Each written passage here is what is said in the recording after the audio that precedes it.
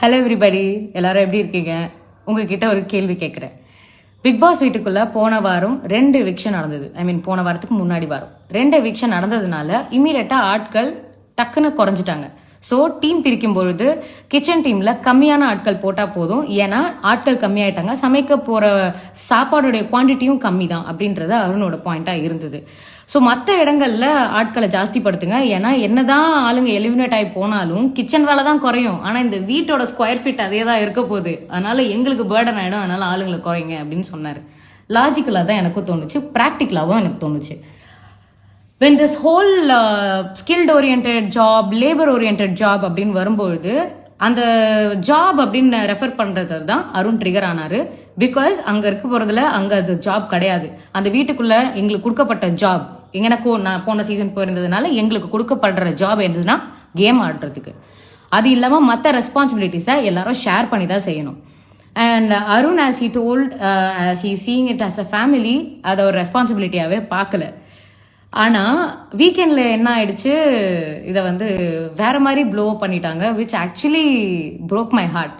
ஏன்னா அடுத்த very next day தீபக்கும் அருணுக்கும் ஒரு சின்ன கான்வர்சேஷன் போகுது. அந்த கான்வர்சேஷன்ல தீபக் ட்விஸ்டர்ன்ற வார்த்தையை வச்சு அருணை ப்ரொவோக் பண்றாங்க. அப்போ அருண் வந்து ஸ்கில் லேபர்னு அகைன் அதே கேஸ் நடக்குது. அப்போ தீபக் ஒரு மேட்டர் சொல்றாரு, லேபருக்கு இவ்வளோ டீ போதும் அப்படின்னு சொல்றாரு. அவருக்கு பயம் வந்துருச்சு, ஐயோ நம்ம தப்பு பண்ணிட்டோம், தப்பான வார்த்தையை பேசிட்டு தப்பா போகுன்ற பயத்துல தான் அவர் வீக்கெண்ட் எபிசோட்ல இது ஒரு மேட்டரா வந்துடக்கூடாதுன்னு அதை அழுது அவர் கன்ஃபஸ் பண்றாரு. நான் பேசினா தப்பா போயிடும்டா அப்படின்ற மாதிரி அருண் கிட்ட அவர் கன்ஃபஸ் பண்ணாரு. இப்போ இதுல skilled orient and you know labour ஓரியன்ட்னு ஏன் பிரிக்க கூடாது அப்படின்னா, வீட்டுக்குள்ளார ஒரு வீடுன்னு வந்துட்டா அதுக்குள்ளார என்னங்க ஹையரார்கி.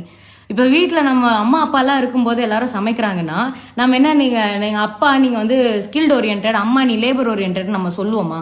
சொல்ல மாட்டோம். அது ரொம்ப ரொம்ப தப்பான ஒரு விஷயம். Especially when you are staying inside a house that promotes equality, அந்த இடத்துல அது வந்து ரொம்ப ரொம்ப தவறான ஒரு விஷயம்.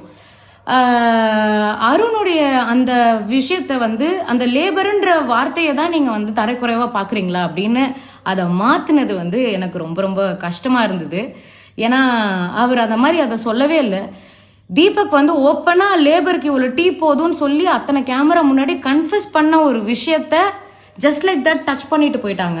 ஆனா அருணோட மூளைக்குள்ள போய் நீ இப்படிதானே நீ யோசிச்ச இதை பத்தி அப்படின்னு சொல்லி ஹோஸ்ட் முதற்கொண்டு அதை மைக் மூலியமா பேசி கார்னர் பண்ணும்போது ஆப்வியஸா யாரா இருந்தாலும் பயம் வருங்க, யாரா இருந்தாலும் ஆடிடுவோம். நம்ம பேர் இல்லை தப்பா போயிடுச்சோ, நம்மளை தப்பா புரிஞ்சுக்கிட்டாங்களோ அப்படின்ற ஒரு பயத்துல அருணுக்கு அதை சரியா எக்ஸ்பிளைன் பண்ண வரல.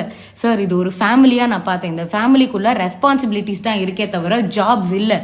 இந்த ஃபேமிலியை ரன் பண்ண ரெஸ்பான்சிபிலிட்டிஸ் இருக்கு, இந்த ரெஸ்பான்சிபிலிட்டிஸை நாங்கள் ஈக்குவலாக ஷேர் பண்ணணும்னு நினைக்கிறோம் அப்படின்ற பாயிண்ட்டை கரெக்டாக அருணால சொல்ல முடியல. Because he was scared.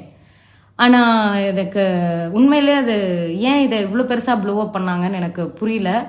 And அதுக்கப்புறமா நடந்த அந்த மைக்கில் பேசினது, கன்ஃபெஷன் ரூமில் பேசினது எல்லாமே டேமேஜ் கண்ட்ரோலாக என் கண்ணுக்கு தெரிஞ்சுது. அதுக்கு இதை பேசாமலே விட்டுருக்கலாமே, இதை எதனால் 40 நிமிஷம் பேச வேண்டி இருந்தது அப்படின்னு ஒரு கேள்வி வருது. ஐ டோன்ட் நோ, நீங்கள் என்ன நினைக்கிறீங்க?